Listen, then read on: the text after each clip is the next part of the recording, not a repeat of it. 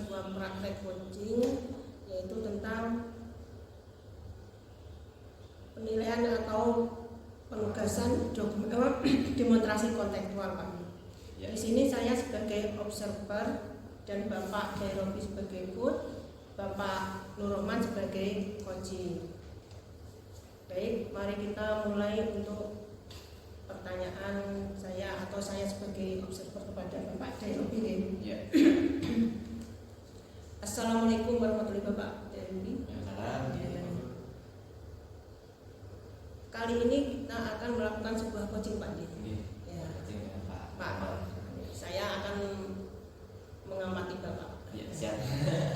Untuk rubrik penilaian dalam kegiatan coaching kali ini, saya minta agar melakukan alur tirta, Pak. Ya, siap. Dalam alur tirta tadi kemungkinan kan ada tujuan, Ya. identifikasi, rencana aksi dan tanggung jawab, Pak. Saya ingin itu nampak dari percakapan Bapak nanti.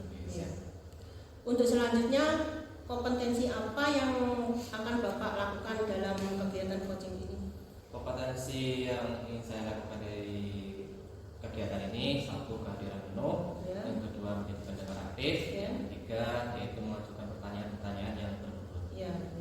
Itu adalah ketiga kompetensi, ya, Pak. Ya, Untuk selanjutnya, dari tiga kompetensi tadi, saya ingin kompetensi spesifik apa yang akan Bapak kembangkan nanti dalam kegiatan coaching ini?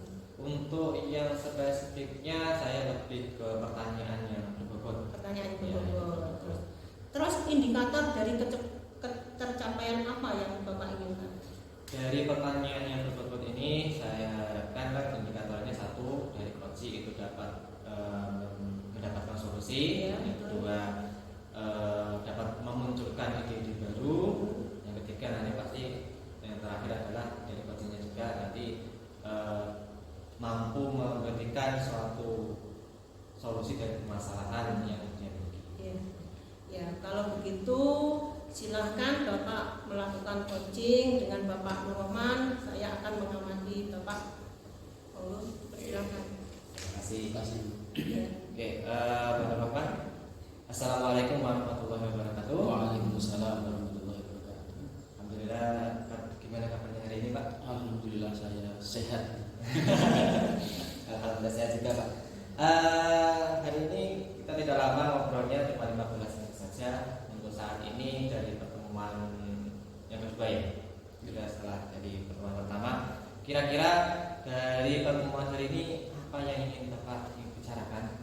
Masalah apa yang Bapak? Begini Pak Jairobi, saya ini ngajarnya kan di SMK dan kebetulan lebih sering di kelas 12 atas ya? 12 kelas atas.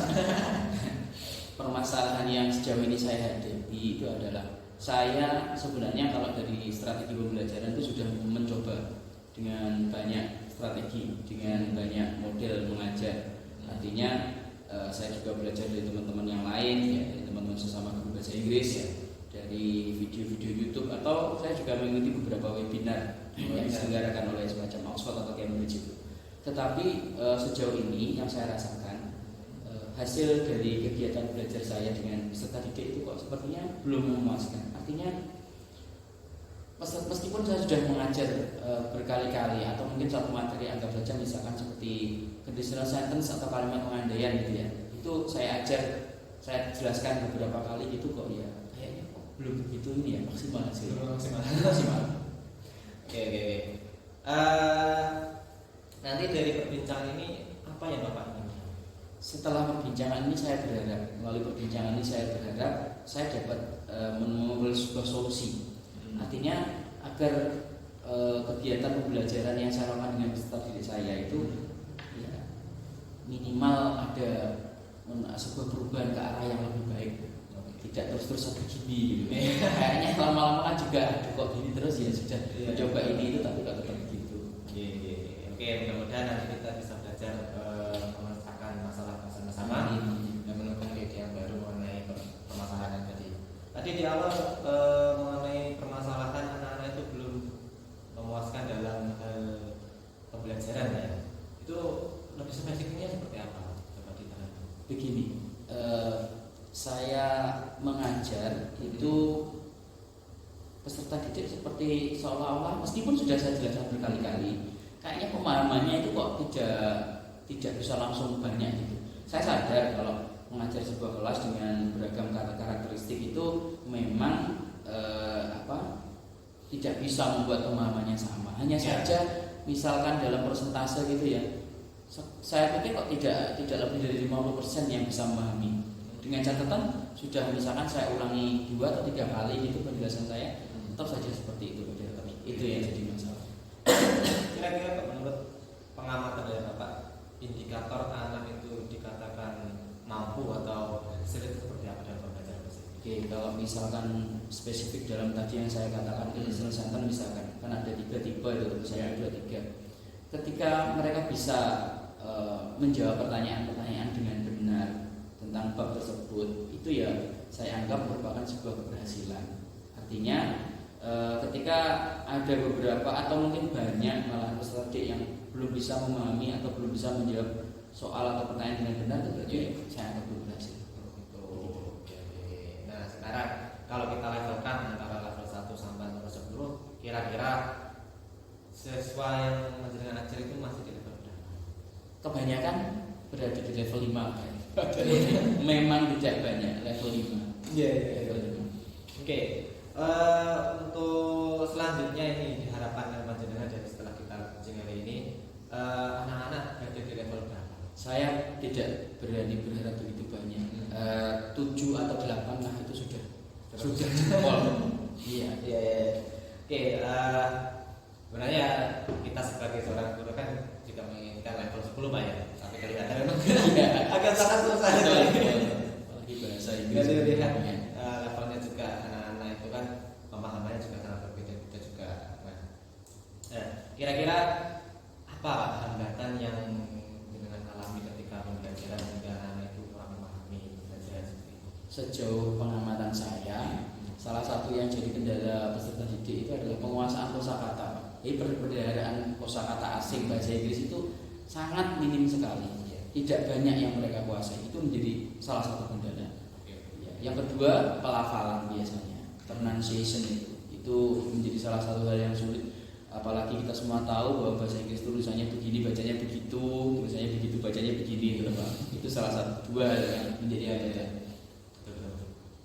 Oke, jadi memang dari bahasa Inggris itu kan kalaupun kayak kita aja ya, kita aja pakai bahasa Indonesia atau bahasa Jawa.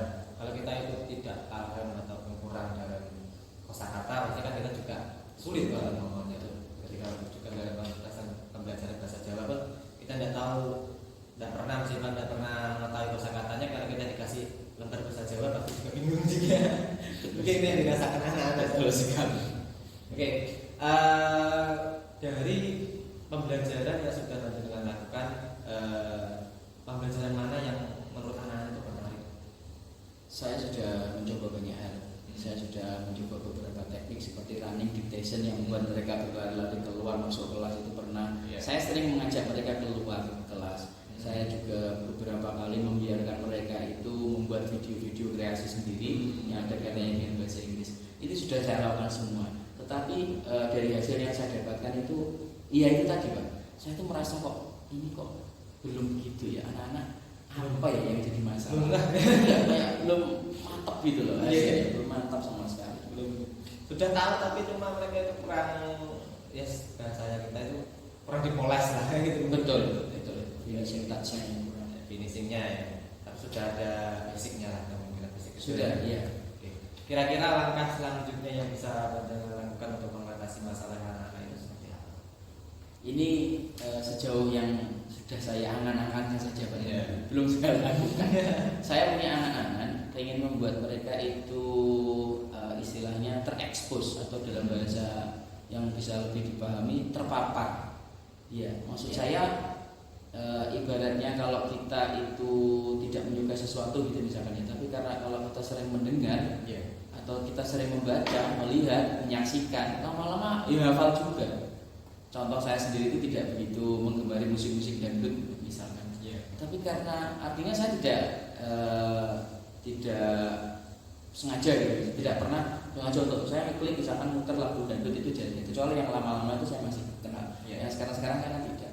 Nah, itu meskipun saya tidak begitu menggemarinya, tapi karena setiap kali saya ke hajatan atau mungkin tetangga saya lagi mengadakan hajatan sedang pelatihan kalau dalam bahasa Jawa, karena yang diputar gitu-gitu, ya mau tidak mau, suka tidak suka akhirnya masuk dan jujur saja hafal Pak. Ya tidak suka tapi hafal. Nah dari pelajaran itu saya mikirnya gini, bagaimana ya kalau anak-anak saya itu saya buat gitu juga. Kondisi saya yang tidak suka lagu tertentu, misalkan saya tidak suka bahasa Inggris, tapi karena terpapar mereka terbiasa dengar, ya lama-lama tahu bisa. Saya akan maksudnya mau menerapkan itu. Caranya bagaimana? Saya ingin membuat sebuah program itu kalau di sekolah ya, kayak sehari berbahasa Inggris atau beberapa hari berbahasa Inggris seperti itu. Kalau untuk membuat mereka terpapar itu berarti saya akan membuat ya semacam ini Pak, kayak buku saku. Buku saku itu yang nanti mendukung kegiatan program sehari atau beberapa hari berbahasa Inggris itu. Artinya saya membuatkan materi. Kalau pengen ngomong gini, jadi saya susun Indonesianya begini, Inggrisnya begini. Mereka kalau pengen ngomong, saya pengen membeli misalkan sebuah atau sebotol minuman ini, akan ada tulisannya di situ, biar mereka bisa pakai. Itu yang pertama. Yang kedua, akan saya buat beberapa tulisan-tulisan pada lebih, entah itu tentang motivasi atau tentang apa. Saya ingin memastikan mereka itu ya setiap kali melihat di situ sekolahan itu ada tulisan bahasa Inggris. Itu yang kedua. Dan yang ketiga, ini sepertinya lebih mendekati yang lagu tadi. Saya ingin membuat rekaman, entah itu dinyanyikan berupa lagu atau bagaimana, tapi lebih ke kayak kata kerja atau kosakata begitu, agar nanti diputarkan di audionya sekolahan yang ada di kelas-kelas itu. Dengan begitu saya berpikir dengan analogi dangdut tadi, lagu yang meskipun saya tidak tertarik sebenarnya, tapi karena saya bolak-balik mendengar, akhirnya saya bisa. Saya pengennya begitu Pak. Jadi ada audio yang bisa jadi nanti suara saya atau suara siapa yang lebih bagus begitu, guru lain atau dari mungkin bahkan murid.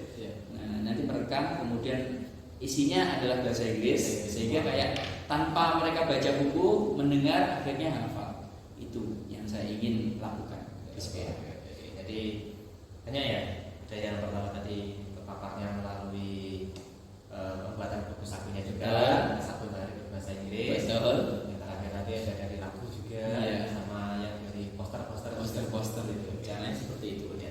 Oke, yang dari keempat hal itu yang sekiranya di waktu dekat bisa Bapak lakukan itu yang mana? Saya pikir membuat poster dan juga membuat buku itu yang karena membuat buku kayaknya saya tidak perlu melibatkan orang lain, itu saya bisa segera lakukan.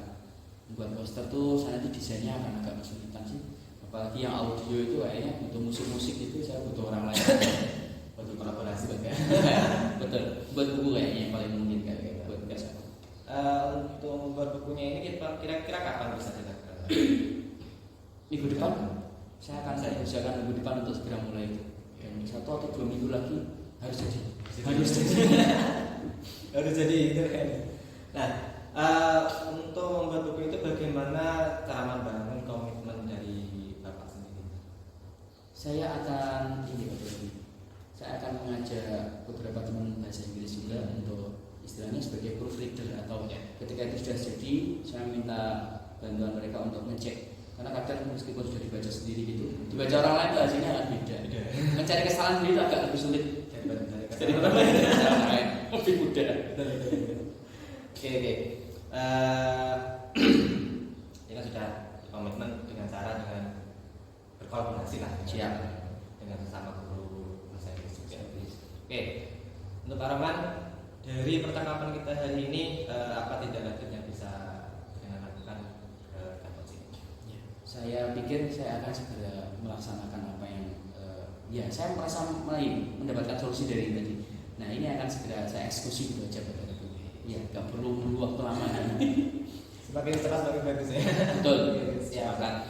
Oke, dari percakapan kita, bagaimana perasaan Bapak ketika saya sebagai coach dan juga ketika proses ada ini Pak Ibu, ada rasa plong, ada rasa lega. Saya merasa mendapatkan dukungan ini. Bahwa hal seperti ini, jadi mengajak ketika ditanya begitu, lalu saya menjawab begini itu ada rasa oh iya, saya sepertinya ide ini itu tidak perlu menunggu waktu lama, harus sudah dieksekusi. Itu yang saya pikirkan. Alhamdulillah. Jadi mungkin saya tunggu minggu depan depan bagaimana prosesnya. 2 minggu lagi Pak. 2 minggu lagi. Jadi dari ini ya. 2 minggu dari Oke. Saya tunggu dari informasinya juga bagaimana hasil dari yang kita posting hari ini juga permasalahannya dan juga solusinya tadi. Mudah-mudahan Bapak Arman juga menjadi guru yang diidolakan. Amin. Oke, terima kasih dari percakapan hari ini. Saya tutup dulu. Assalamualaikum warahmatullahi wabarakatuh. Waalaikumsalam warahmatullahi wabarakatuh. Saya juga berterima kasih Pak Derobi. Terima kasih Pak Derobi dan Pak Arman. Bapak sudah melakukan kegiatan coaching. Untuk selanjutnya saya ingin bertanya kepada Pak Derobi. Siap. Dari kegiatan coaching tadi, saya menginginkan untuk Bapak mereview kembali hal atau kegiatan yang sudah dilakukan coaching bersama Bapak Rahman tadi.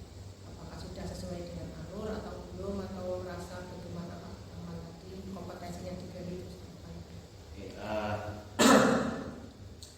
dari yang saya lakukan tadi, alhamdulillah dari semua alur bertanya sudah saya lakukan. Mulai dari pertanyaan yang pertama, yaitu mengindikasikan tujuannya atau tujuan hari ini, bagaimana alurnya untuk kegiatan hari ini. Yang kedua itu identifikasi. Saya sudah tahu, oh ternyata pembelajaran di kelas Pak Rahman seperti ini. Dan juga rencana aksinya yang tadi sudah diberikan Pak Rahman tadi juga sudah. Ingin membuat buku, ingin membuat lagu-lagu, saya kayak gitu. Terus ada juga tanggung jawabnya itu membuat buku tadi, dia mau berkolaborasi dengan teman-teman atau teman-teman bahasa Inggris saya. Kemudian dari alur bertanya juga sudah saya lakukan juga untuk kompetensi yang tadi saya awal katakan tadi mengenai mengajukan pertanyaan-pertanyaan berupa diskusi terlaksana. Terima kasih Pak. Ya. Saya ingin dari percakapan Bapak tadi saya ingin mengungkapkan ya, dari kegiatan coaching tadi Bapak sudah melakukan alur theta. Yang kedua, coach yang baik Bapak Derobi dan Bapak Rahman sudah tercapai. Terus pertanyaan coach kepada coach sudah bersifat terbuka Pak dan mampu untuk mengeksplorasi coach untuk memberikan respon dengan lancar kepada Pak Derobi tadi. Terus kompetensi dan potensi sudah tergali dari coaching tadi. Terus coach sudah mampu memberikan pertanyaan untuk pengambilan keputusan kepada Pak Rahman tadi. Untuk selanjutnya, kompetensi apa yang ingin Bapak kembangkan dalam kegiatan coach tadi yang telah dilakukan tadi yang belum terpenuhi? Untuk yang selanjutnya ini saya inginkan itu dari sisi kehadiran penuh, itu juga mendengar aktif. Karena kan saya mungkin juga masih bingung bagaimana cara kita itu biar bisa memberikan pertanyaan, juga bisa mendengarkan, itu tidak bingung dengan pertanyaan ini. Nanti selanjutnya pertanyaannya di sini ya. Jadi Pak, demikian praktek kegiatan coaching kita hari ini. Apabila saya ada salah, mohon maaf dan sebesar-besarnya. Wassalamualaikum warahmatullahi wabarakatuh. Waalaikumsalam.